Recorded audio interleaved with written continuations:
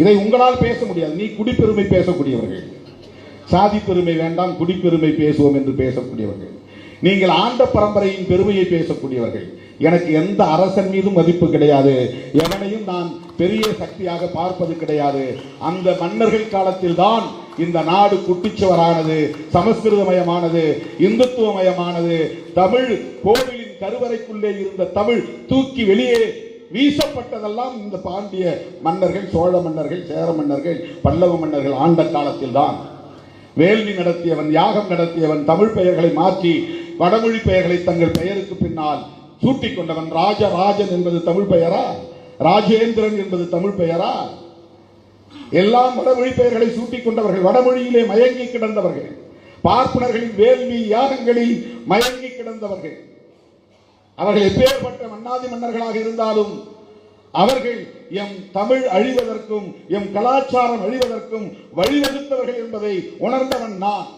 எனவே எனக்கு ஆண்ட பரம்பரை என்று சொல்லுவதிலே எந்த பெருமையும் இல்லை. அதில் எனக்கு உடன்பாடு கிடையாது.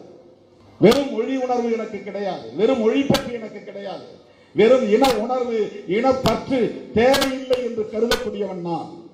அதுதான் பெரியாருடைய பார்வையும். சாதியை ஒழிக்காமல் இங்கே சமத்துவத்தை நிலைநாட்ட முடியாது என்பதில் உறுதியாக நின்றவர் தந்தை பெரியார். வணக்கம், சௌத்ரி தேவர் பேசுறேன். இந்த ஆண்ட பரம்பரையை பத்தி, ஆண்ட பரம்பரையின் மன்னர்கள் ராஜராஜ சோழனை பத்தி விமர்சித்திருக்காரு திருமாவளவன் அவர்கள். அப்பப்ப அவருக்கு இந்த ஆண்ட பரம்பரைனா ஏன் அள்ளு விடுதுன்னு புரியல. ஆண்ட பரம்பரை மீது அவருக்கு என்ன கோபம்னு தெரியல. ஏன்னா தமிழ் மன்னர்கள் கடல் கடந்து ஆண்டவர்கள், கடோரம் கொண்டான் என்ற பேரே அவர்களுக்கு உண்டு. அப்படிப்பட்ட மன்னர்களை குறைச்சு பேசணும். அதுக்கப்புறம் முகாலய படையெடுப்பு, ஆங்கிலேய படையெடுப்பு, அவங்கெல்லாம் தமிழ் நாட்டை ஆண்ட போது நாட்டுக்கு பெருமை கிடைச்சதா? இவர்கள் தமிழை அழித்தார்களாம், அடுத்து வந்தவர்கள்லாம் பாதுகாத்தாங்களா?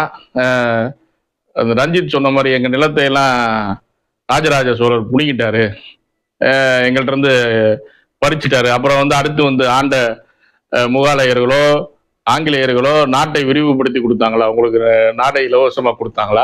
விரிவுபடுத்தி கொடுத்தாங்களா? ஏன் இப்படி இந்த மன்னர்கள் மீது அப்ப வன்மத்தை கக்கி, அதாவது தமிழை, அதாவது தமிழ் ராஜராஜன் தமிழ் பேரா, ராஜேந்திரன் தமிழ் பேரா? எங்களுக்கு தெரிஞ்சு ராஜராஜன், ராஜேந்திரன் இன்று வரை எங்கள் வீடுகள்ல எங்களுக்கு தெரிஞ்சவன் எல்லாத்துக்கும் தமிழ் பேருன்னு நினைச்சுதான் சூட்டிக்கிட்டு இருக்கோம்.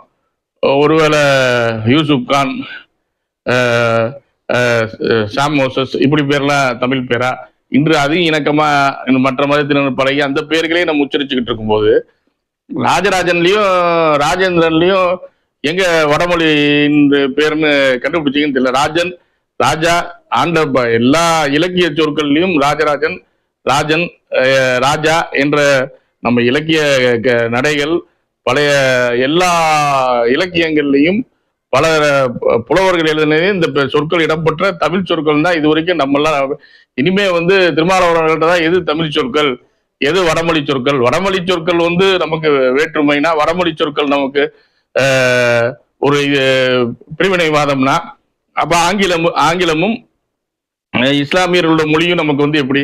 நம்ம எல்லாத்தையும் ஏத்துக்கிட்டு தானே இன்னைக்கு ஒரு இந்தியனா வாழ்ந்துகிட்டு இருக்கோம். எல்லாத்தையும் சகிச்சுக்கிட்டு வாழ்ந்துகிட்டு இருக்கும்போது தமிழ்ல இது பண்ண முடியலையா? இன்னொன்று சமஸ்கிருதம் கருவறையை தாண்டியதில்லை. கருவறையில் அவங்க பிராமணர்கள் இறைவனை பூஜிக்க மட்டும்தான் அந்த மொழி. கருவறையை தாண்டி அந்த சின்ன அந்த சதுரத்தை தாண்டி எங்கேயும் வெளியே வந்ததில்லை. சமஸ்கிருதத்தை யாரும் நம்ம கொண்டாடினதில்லை. தமிழ் தான் எல்லா வகையிலும் கொண்டாடப்பட்டது. தமிழில் தான் நம்ம சரித்திரங்கள் பதியப்பட்டுள்ளது. சமஸ்கிருதம்ன்றது அந்த கருவறைக்குள் இருப்பது. உங்களுக்கு கோயில் இருக்கிறதெல்லாம் அசிங்கமான பொம்மைகள், கோயிலே உங்களுக்கு பிடிக்காது. ஆனா கருவறைக்குள் இருக்க மொழி மீது உங்களுக்கு என்ன அக்கறைன்னு புரியல. சாமியை நம்பல, எதையுமே நம்பல. ஆனா கருவறைக்குள்ள சமஸ்கிருதத்தால பூஜை பண்ணா என்ன, தமிழ்ல பூஜை பண்ணா என்ன? தமிழ்ல பூஜை பண்ணி எல்லாத்தையும் அர்ச்சகராக்கணும்ன்ற ஒரு நோக்கம் இருந்தாலும், உங்க ஏதோ ஒரு இதுல நாளைக்கு உங்களுக்கு அர்ச்சகரா போகும்போது அங்க கோயிலில் அந்த சுத்தமோ கோயிலுக்கு உண்டான ஒரு புனிதத்தை காக்க அந்த பிராமணர்களால் மட்டும்தான் முடியும் என்று அன்றைய மன்னர்களுக்கு தெரியும். அன்றைய ராஜராஜனுக்கும் அன்றைய ராஜேந்திர சோழனுக்கும் அந்த அறிவு இருந்துச்சு. அந்த பாண்டிய மன்னர்களுக்கு அந்த அறிவு இருந்துச்சு. பல்லவன் அவர்கள் ஆட்சி காலம்தான் புனிதமான ஆட்சி காலம். அவர்கள் ஆட்சி காலத்தில்தான் தமிழ் வளர்ந்தது. அவர்கள் ஆட்சி காலத்தால் தான் இன்றும் நமக்கு பெருமை மிஞ்சி நிற்கிறது. இந்த பெரிய அடுத்து வந்த ஆண்டவர்கள்லாம் இவர்களோட இவர்களுக்கு பிறகுதான் நாட்டை வந்தார்களே வந்து இவங்க இருக்க காலத்துல அந்நிய படையெடுப்புகள் இருந்துட்டு தான் இருந்துச்சு. ஏன் ராஜராஜ சோழன் இருக்கும்போது எந்த அந்நியனாவது உள்ள நுழைய முடிஞ்சுதா?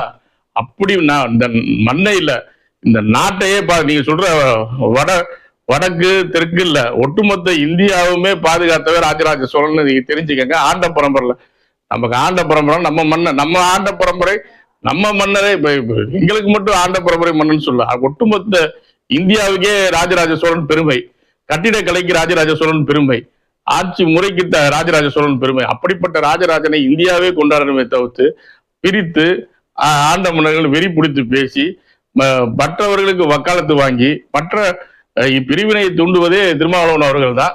இனி எந்த காலத்திலையும் இந்த தேர்தல் நேரத்துல இப்படி பேசி ஒரு பிரிவினையை உண்டு பண்ணி ஒரு சில ஆதாயங்கள் நீங்க தேட நினைக்கலாம்.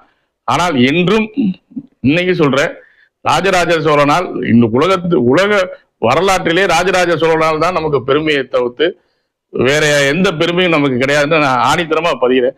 ஆண்ட பரம்பரை என்று பெருமையாக சொல்லுவோம். குடிப்பெருமை கடைசி